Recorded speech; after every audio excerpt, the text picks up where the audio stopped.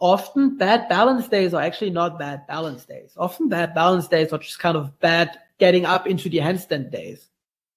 Most of the time, the problem is really like on a bad day, you just cannot get up. So, okay, go to the wall, chest to wall, as far away as you can from the wall, basically with like an L handstand, where you have one foot extended out on hip height against the wall, the other one straight up. Take the foot off the wall. Take the jumping into the handstand out. So you can just do freestanding handstands at the wall, and you can still practice all of your drills and everything. It's important to learn to not let a bad balance day hold you back. So let's say you're going to do your handstand push-up specific training, and then maybe you could do some planche training. You could do a couple dips, and if you want, you can even include your weight training there into the push direction. That's what I would recommend to people to do it. Yeah.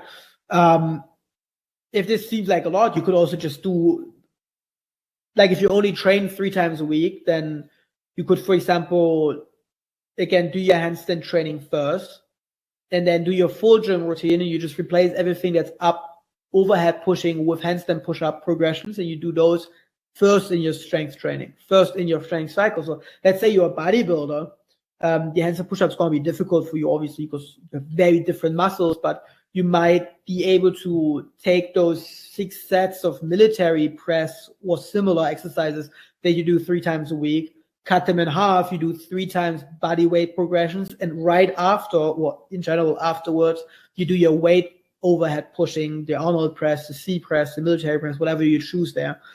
Just important is that you do all of this weight training, even if it's pulling work. You want to do it after your body weight training. You want to do it after your pike push-up, L handstand push-up, whatever handstand push-up progression you're at.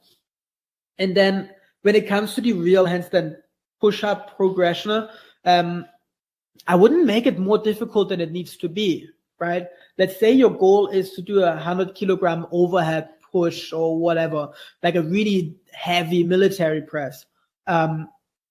You wouldn't make this too difficult either unless you're training with a professional like Olympic lifting coach. You're basically just going to slowly over time add more weight to the bar.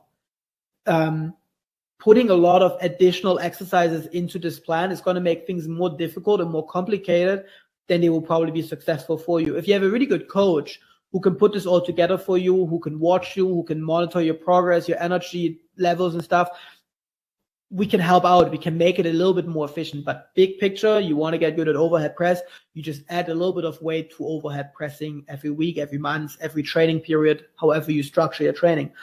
For the handstand push-up, I would do it similar. You start with your feet on the floor, and then you put your feet on a small stool, then on a bench, and you just slowly increase the weight that you put onto your hands by lifting your feet higher up.